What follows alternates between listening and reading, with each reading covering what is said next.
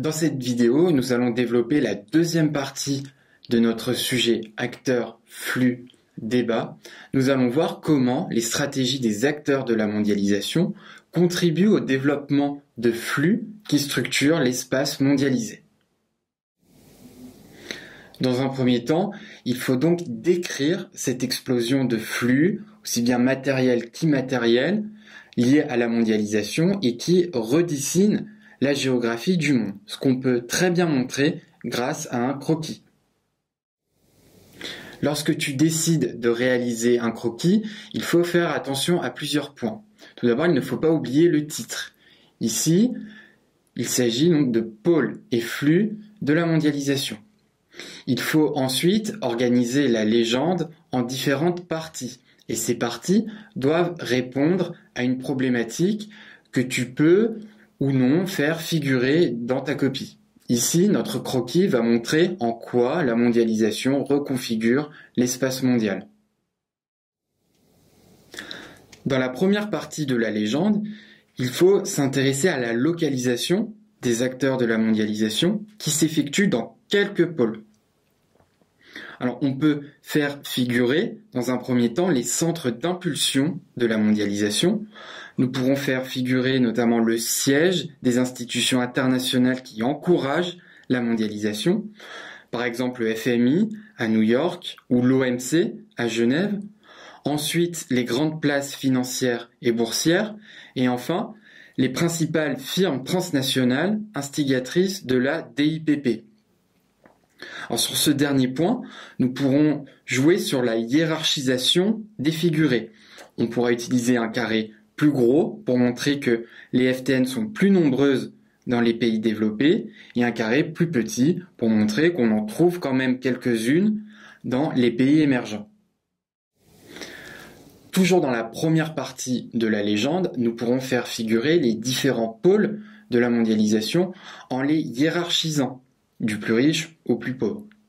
Et pour ce faire, on pourra jouer sur un dégradé de couleurs.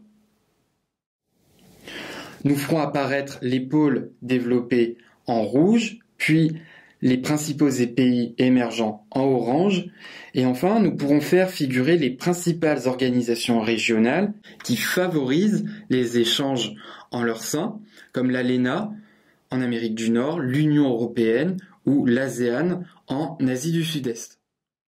Dans la deuxième partie de la légende, nous allons montrer que les flux de la mondialisation sont concentrés entre ces principaux pôles.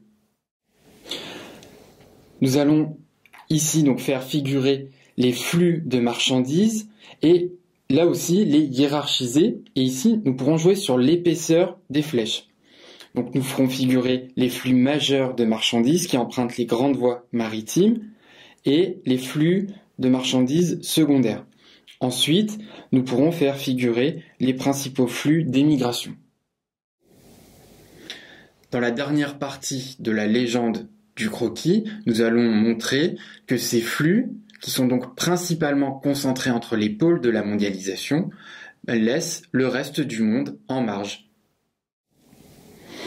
Pour gagner du temps lors de la réalisation du croquis, nous allons utiliser un figuré de surface blanc. Donc, dans la légende, nous indiquerons simplement que le reste des territoires correspondent à des zones en marge du processus de mondialisation. Ce sont soit des pays ateliers ou de simples fournisseurs de matières premières. Après avoir décrit les réseaux des échanges de la mondialisation, nous pourrons ensuite revenir sur les facteurs d'accélération des échanges. Ce que nous pouvons dire, c'est qu'avec la mondialisation, les échanges se sont développés à une échelle de plus en plus petite. C'est-à-dire que les flux relient des régions de plus en plus éloignées les unes des autres.